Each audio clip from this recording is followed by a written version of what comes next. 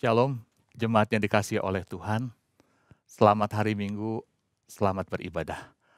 Senang sekali kita boleh berjumpa kembali pada hari ini untuk menyembah dan memuliakan Tuhan, serta untuk mendengarkan firman Tuhan. Doa kami adalah bahwa jemaat tetap dalam keadaan sehat dan baik di dalam menghadapi masa-masa yang tidak mudah ini.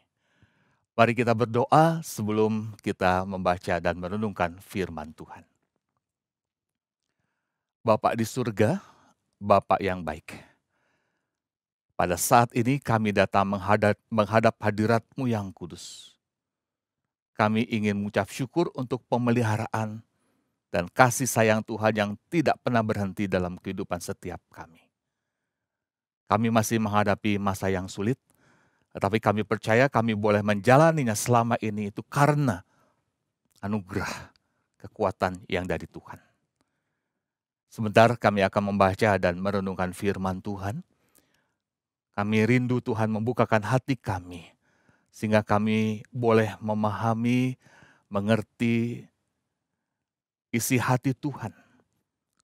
Dan khususnya kami boleh mendapatkan kekuatan untuk kami boleh menjadi pelaku-pelaku firman. Berkati baik yang menyampaikan dan setiap kami yang mendengar, kami boleh bersama-sama mengimani, mengamini firman yang akan kami renungkan ini. Di dalam nama Tuhan Yesus, Tuhan Juru Selamat kami yang baik, kami berdoa. Amin. Firman Tuhan pada hari ini terambil dari Kejadian pasal 6 ayat 9 sampai 18. Kejadian 7 ayat 1, 13, 23, lalu dilanjutkan dengan Kejadian 8 ayat 15 sampai pasal 9 ayat yang pertama. Saya akan membacakan bagian firman Tuhan ini bagi jemaat semua. Kejadian pasal yang ke-6, ayat yang ke-9 sampai ayat yang ke-18, firman Tuhan berbunyi demikian. Inilah riwayat Nuh. Nuh adalah seorang yang benar dan tidak bercela di antara orang-orang sezamannya. Dan Nuh itu hidup bergaul dengan Allah. Nuh memperanakan 3 orang laki-laki, Sem, Ham, dan Yafet. Adapun bumi itu telah rusak di hadapan Allah dan penuh dengan kekerasan. Allah menilik bumi itu dan sungguhlah rusak benar. Sebab semua manusia menjalankan hidup yang rusak di bumi. Berfirmanlah Allah kepada Nuh, Aku telah memutuskan untuk mengakhiri hidup segala makhluk, sebab bumi telah penuh dengan kekerasan oleh mereka.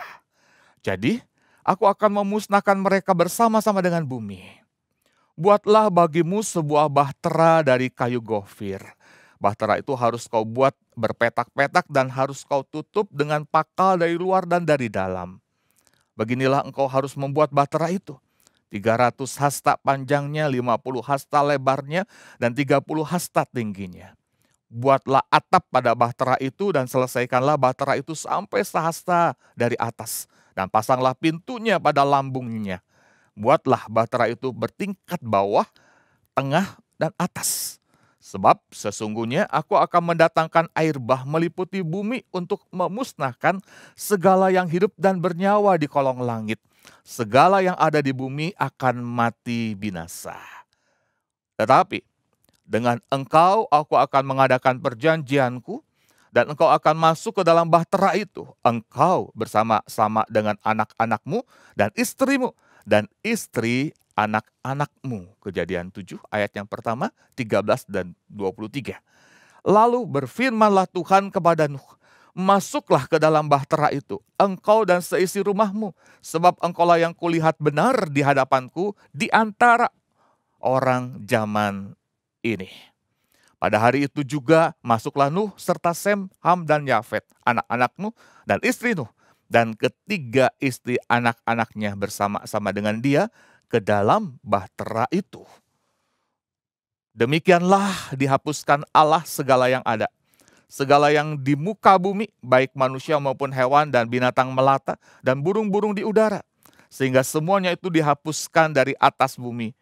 Hanya Nuh yang tinggal hidup dan semua yang bersama-sama dengan dia dalam bahtera itu. Kejadian 8 ayat 15 sampai 9 ayat yang pertama. Lalu berfirmanlah Allah kepada Nuh, keluarlah dari bahtera itu.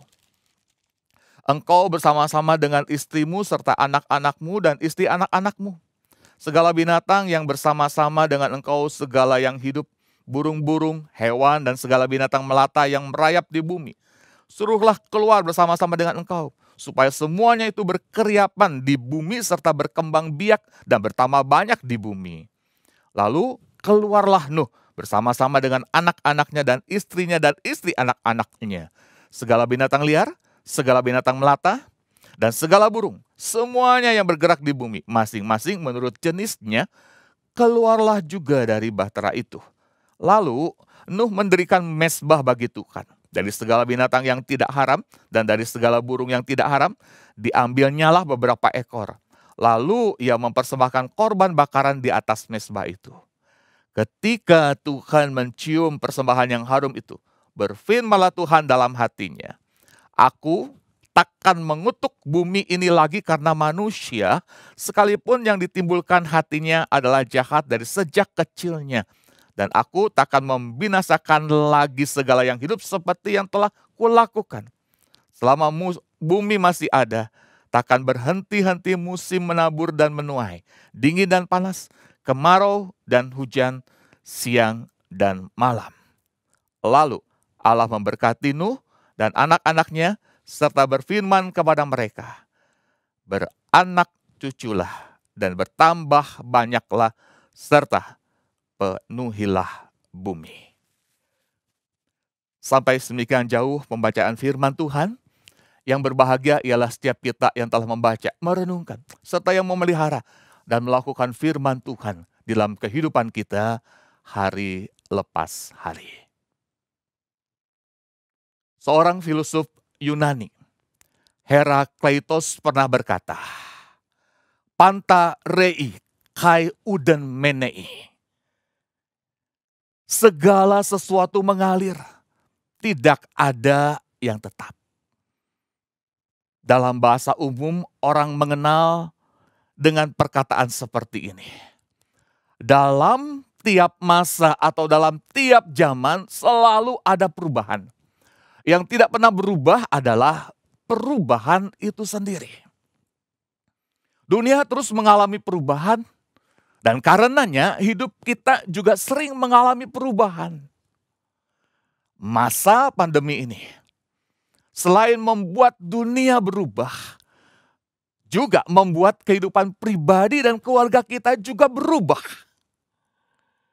Di awal-awal pandemi, diberlakukanlah WFH, work from home, studi online, ibadah juga online. Namun sekarang sudah bisa berlaku secara hybrid, work from home, WFH, atau work from office, bekerja di rumah dan juga bisa bekerja di kantor. Studi juga diatur demikian, bisa on-site dan bisa online. Ibadah yang kita ikuti bisa diikuti secara online dan juga bisa secara on-site. Namun kehidupan di rumah tangga juga mengalami perubahan. Orang tua dan anak sekarang lebih banyak tinggal di rumah. Namun tidak sedikit juga yang mengalami masalah di dalam rumah tangga. Kita menyebutnya ada namun tidak hadir. Memang kamu ada di rumah, namun kamu tidak hadir sebagai ayah, sebagai ibu, suami, istri, orang tua, anak, atau saudara. Itulah dunia yang berubah. Dan hidup manusia juga yang berubah. Di tengah-tengah perubahan hidup manusia dari zaman ke zaman, Apakah ada yang tidak berubah? Ada. Di tengah-tengah perubahan hidup manusia dari zaman ke zaman, ada yang tidak berubah dalam hidup manusia dari zaman ke zaman itu. Apa saja yang tidak berubah dalam diri manusia di tengah-tengah perubahan yang terjadi dalam dunia? Yang pertama, dosa manusia. Dari masa ke masa, manusia adalah manusia yang berdosa. Saat ini kita bukan hanya berada di tengah-tengah dunia yang tidak pasti. Apakah kita akan selalu sehat, selalu kaya? Tidak pasti. Apakah kita bisa menghindari penyakit, menghindari kegagalan? Juga tidak pasti. Namun kita juga berada dalam dunia yang sudah jatuh dalam dosa. Dan karena dosa, relasi antara manusia sudah rusak. Termasuk juga relasi di dalam keluarga. Kejadian pasal 6 ayat yang kelima, firman Tuhan berbunyi demikian. Ketika dilihat Tuhan bahwa kejahatan manusia besar di bumi dan bahwa segala kecenderungan hatinya selalu membuahkan kejahatan semata-mata. Ayat itu adalah satu deskripsi Alkitab yang paling jelas tentang yang namanya total depravity, kerusakan total manusia. Dan kondisi manusia yang rusak total itu tidak berubah atau menjadi lebih baik setelah air bah. Sampai sekarang manusia tetap rusak total. Rasul Paulus pernah menulis di dalam 2 Timotius 3 ayat 1 sampai 5. Dan memberitahukan bagaimana kondisi daripada masa-masa akhir yang sukar ini. Rasul Paulus mengatakan bahwa manusia itu akan mencintai dirinya sendiri, akan menjadi hamba uang, membual, menyombongkan diri, menjadi pemfitnah, berontak terhadap orang tua, tidak tahu berterima kasih, tidak mempedulikan agama, tidak tahu mengasihi, tidak mau berdamai, suka menjelekkan orang, tidak dapat mengekang diri, garang, tidak suka yang baik, suka mengkhianat, tidak berpikir panjang, berlagak tahu, lebih menuruti hawa nafsu daripada menuruti Allah. Ditutup dengan kalimat secara lahiriah mereka menjalankan ibadah mereka, tetapi pada hakikatnya mereka memungkiri kekuatannya. Jauhilah mereka itu. Itulah kondisi total depravity, kerusakan total manusia juga pada zaman sekarang ini. Dalam kondisi sekarang ini, dosa manusia itu dapat dikategorikan dengan yang pertama yang disebut dengan amoral atau tidak bermoral. Manusia jahat, penuh dengan kekerasan, penipuan lewat hipnotis, pinjol ilegal, dan yang lain-lainnya. Yang kedua, yang disebut dengan addiction atau kecanduan. Kecanduan internet, kecanduan games, kecanduan pornografi. Yang ketiga dapat dikategorikan dengan kata abuse atau pelecehan. Pelecehan yang bisa dilakukan secara fisik, secara seksual, maupun secara emosional. Di mana manusia saling memanipulasi, penuh dengan kata-kata yang kasar, menghina, mempermalukan, kata-kata yang merendahkan. Pelecehan juga bisa terjadi secara finansial. Orang berusaha untuk mengatur keuangan orang lain yang memiliki penghasilan.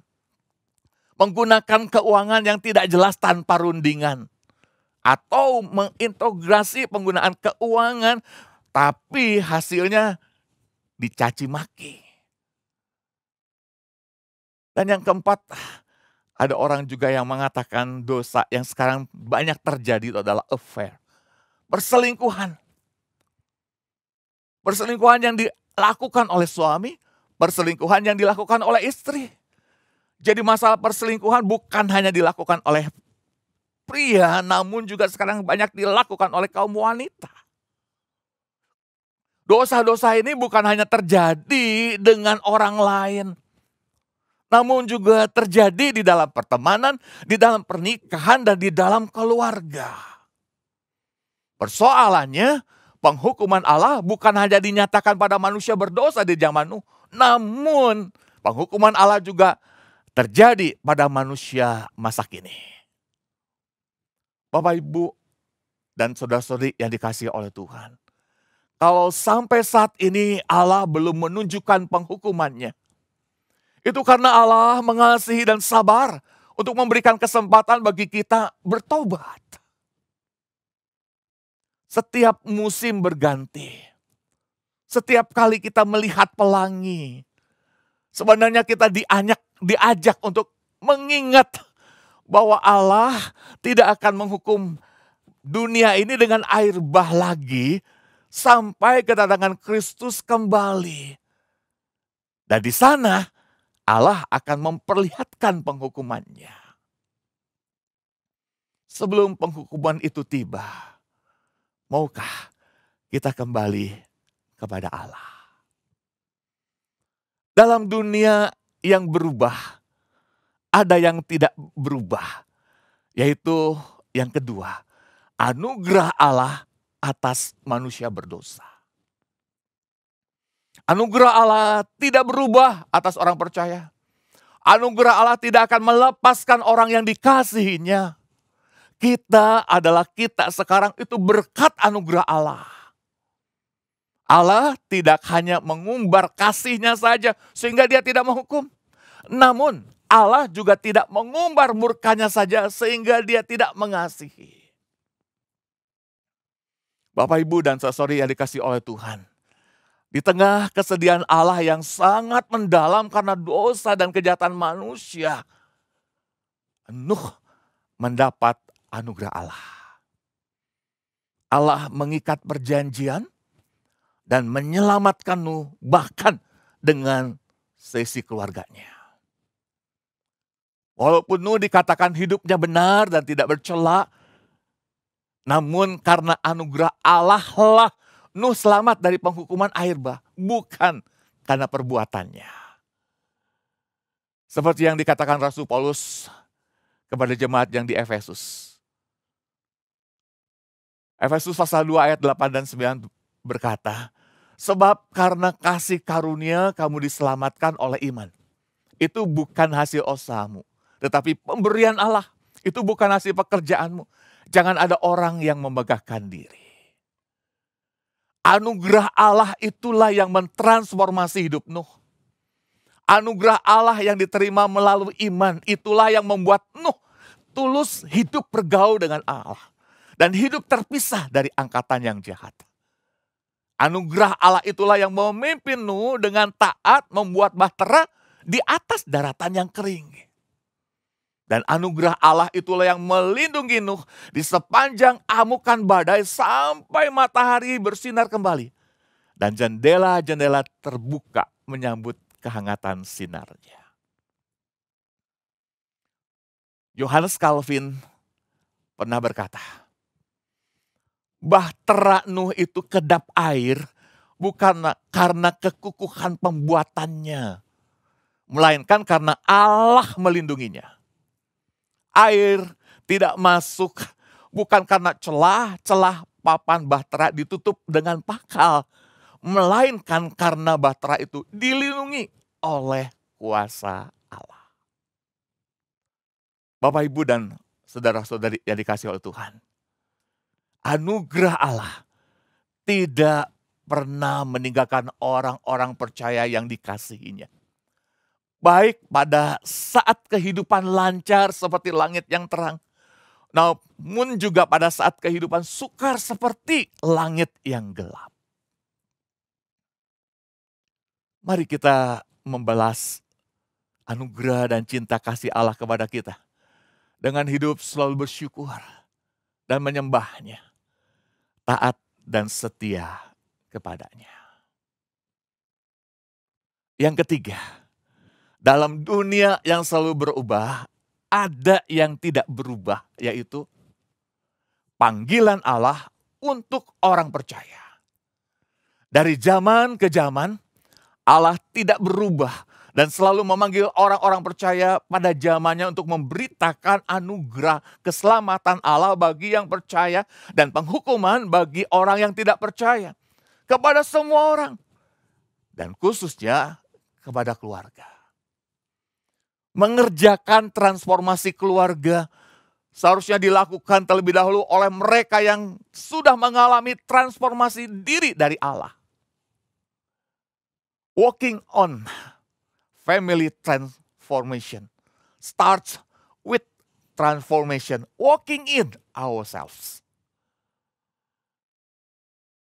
Sebelum air bah turun, Nuh menjalankan panggilan Allah untuk memberitakan firman-Nya. Dan setelah selamat dari air bah, Nuh mendapat perintah Allah dalam mandat budaya untuk menguasai bumi demi kemuliaan nama Allah. Nuh bukan orang yang sempurna, namun dia terus berjalan setahap demi setahap dalam iman dan ketaatan kepada Allah untuk memberikan teladan hidup bagi keluarganya, bagi orang-orang sezamannya, supaya mereka percaya kepada Allah. Banyak rintangan dan tantangan yang dihadapi Nuh di tengah-tengah zamannya yang jahat.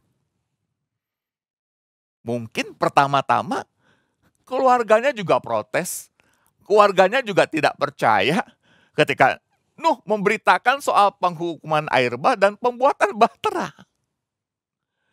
Namun Nuh tidak dipengaruhi oleh mereka, justru mempengaruhi mereka. Karena anugerah Allah dan kesalehan Nuh, maka istri dan anak-anaknya juga, mantu-mantunya, akhirnya masuk bahtera dan selamat. Bapak, Ibu, dan saudara-saudari yang dikasihi oleh Tuhan. Di dalam 2 Petrus 2 ayat 5, dikatakan Nuh itu disebut pengkhotbah kebenaran. Hampir 100 tahun Nuh memberitahukan penghukuman Tuhan atas dosa-dosa melalui penghukuman air bah. Nuh memberikan kesempatan untuk orang-orang pada zamannya percaya dan bertobat. Namun tidak mendapatkan respon. Kita adalah orang-orang yang telah mendapatkan anugerah keselamatan. Kita adalah orang-orang yang sudah mengalami transformasi dari Allah. Dan Tuhan menginginkan kita untuk menjalankan mandat budaya. Salah satu cara yang mulia untuk memuliakan Allah, menjalankan mandat budaya adalah dengan mengabarkan Injil keselamatan dan dimulai dari anggota keluarga kita. Bapak, Ibu, dan saudara-saudari yang dikasihi oleh Tuhan. Kita saat ini sedang mengalami masa pandemi yang sulit. Bapak, Ibu, dan saudara-saudari, juga saya, dalam masa-masa ini sangat merindukan keluarga yang memiliki dan mempraktekkan beberapa hal ini. Keluarga yang memiliki dan mempraktekkan respectful heart. Hati yang menghormati, bahkan hati yang saling menghormati. Kita merindukan keluarga yang memiliki dan mempraktekkan caring heart. Hati yang peduli satu dengan yang lainnya. Di antara anggota-anggota keluarga. Praying heart.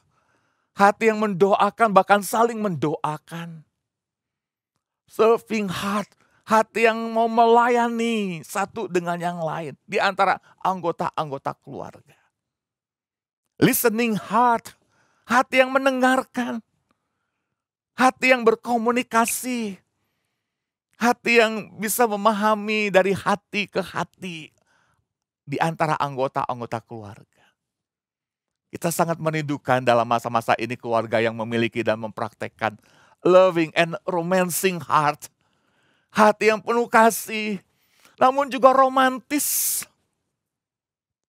Yang sungguh-sungguh, dialami oleh setiap anggota keluarganya.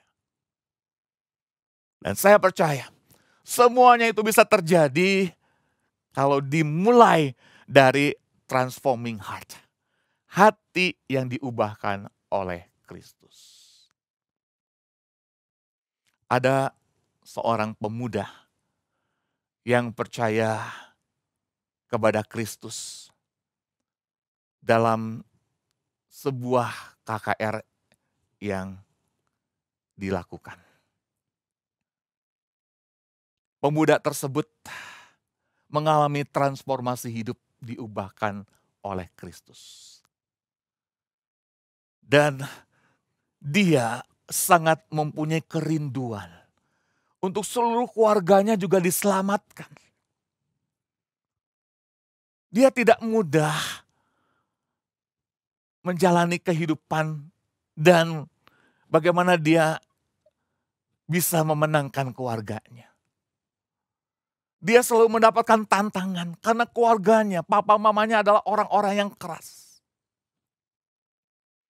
Ketika dia mau pergi ke gereja sudah dikatakan jangan pulang. Lebih baik kamu di gereja saja. Dan ketika dia pulang dari gereja lalu dikatakan kenapa pulang? Kamu cari makan di gereja saja. Seperti itu. Bukan hanya soal perkataan yang dia dapatkan.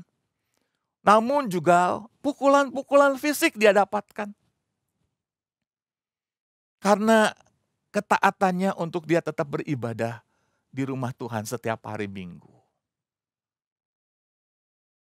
Anak itu atau pemuda itu tidak melawan. Walaupun dia seringkali tidak mendapatkan jatah makanan yang enak. Angpau kalau pada hari raya Imlek. Namun dia justru membalas semua perlakuan-perlakuan dari orang tuanya ini dengan sikap dan tingkah laku yang baik. Pekerjaan-pekerjaan yang dilakukan oleh pembantu di rumahnya sering diambil alih oleh dia. Menyapu, pel lantai, bukan untuk kamarnya saja, tapi seluruh ruangan yang ada di rumahnya. Setelah makan bukan hanya piring dia yang dia cuci, sendok atau garpu dia yang dia cuci, tapi piring, sendok, garpu untuk seluruh keluarganya. Orang tuanya ketika melihat hal ini, dari pukulan-pukulan fisik yang seringkali dilakukan kepadanya, berubah hanya menjadi kata-kata kasar yang tetap diucapkan oleh orang tuanya. Namun kemudian berubah. Orang tuanya hanya bisa menunjukkan ekspresi marah lewat matanya saja. Karena melihat anak ini tidak pernah membalas.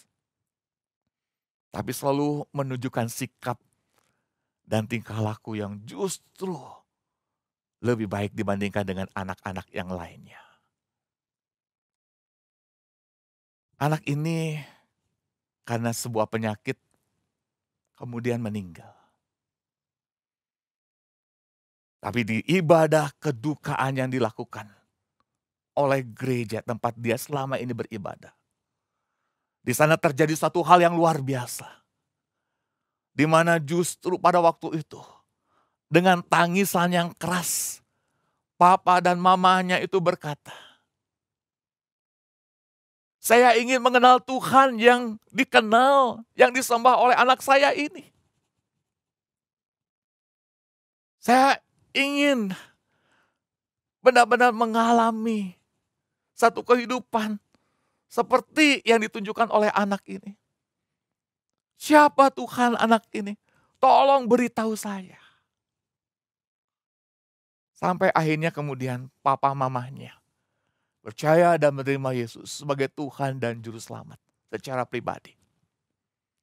Bukan hanya papa dan mamahnya, bahkan adik-adiknya juga percaya dan menerima Yesus sebagai Tuhan dan Juru Selamat. Salah seorang adiknya bahkan terpanggil menjadi seorang hamba Tuhan. Karena ada seorang yang sudah mengalami transformasi di dalam keluarga itu. Lalu dia kemudian mengerjakan transformasi untuk keluarganya. Maka seluruh isi keluarganya menjadi orang-orang yang percaya. Mengalami juga transformasi dari Tuhan. Bapak, Ibu, dan saudara-saudari, Allah memanggil orang-orang yang sudah mengalami transformasi dari Tuhan menjadi transformer Kristus pada hari ini untuk mengerjakan transformasi di tengah keluarga, masyarakat, bahkan di tengah dunia.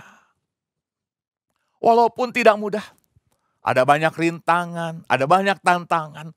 Ketika kita mengerjakan transformasi di tengah-tengah keluarga kita, di tengah masyarakat, di tengah dunia ini. Keluarga kita tahu siapa kita, kebiasaan kita, jelek kita. Kita sering dianggap anak kecil, bahkan orang tua mengatakan jangan suka menggurui kami, seperti itu. Namun Kristus yang menyatakan dirinya sebagai anak Allah, dengan membuat mujizat mengubah air menjadi air anggur di tengah-tengah keluarga yang saat ini sedang melakukan pernikahan. Kristus yang sama akan mengerjakan perkara-perkara yang ajaib di tengah-tengah keluarga kita. Jikalau kita dan seluruh anggota keluarga kita percaya kepada Kristus, anak Allah. Kristus yang telah mentransformasi kita. Berkata bahwa segala kuasa ada padanya. Dan dia akan menyertai kita sewaktu kita menjalankan perintahnya. Maukah Bapak Ibu, saudara-saudari mengerjakan transformasi buat keluarga, masyarakat, dunia dengan penyertaan kuasa dari Kristus? Amin. Mari kita berdoa.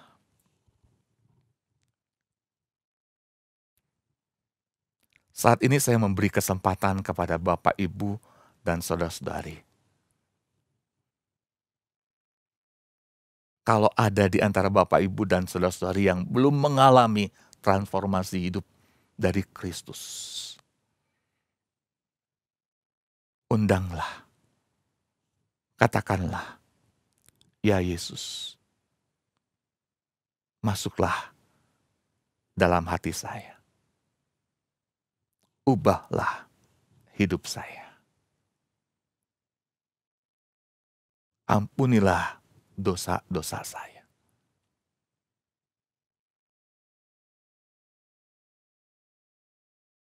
Bertahtalah dalam hidup saya.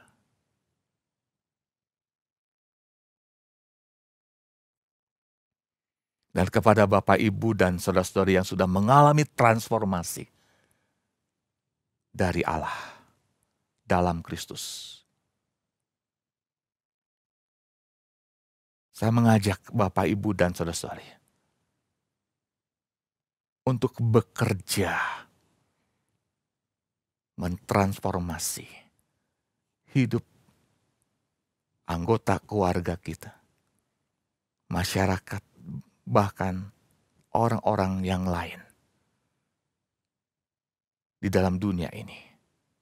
Supaya mereka bisa mengalami transformasi dari Allah dalam Kristus itu.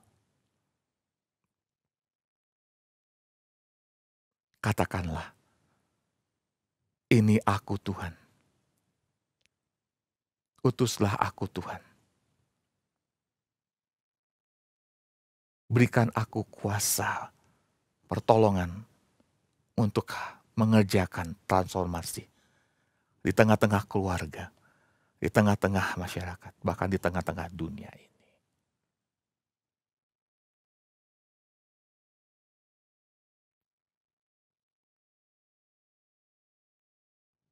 Allah Bapa yang di surga, Saat ini kami datang menghadap hadirat-Mu yang kudus. Bersyukur untuk transformasi yang telah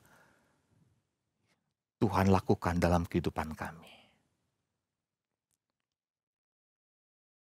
Dan kami juga bersyukur ketika kami rindu untuk mengerjakan transformasi bagi keluarga kami, bagi masyarakat, bagi dunia ini.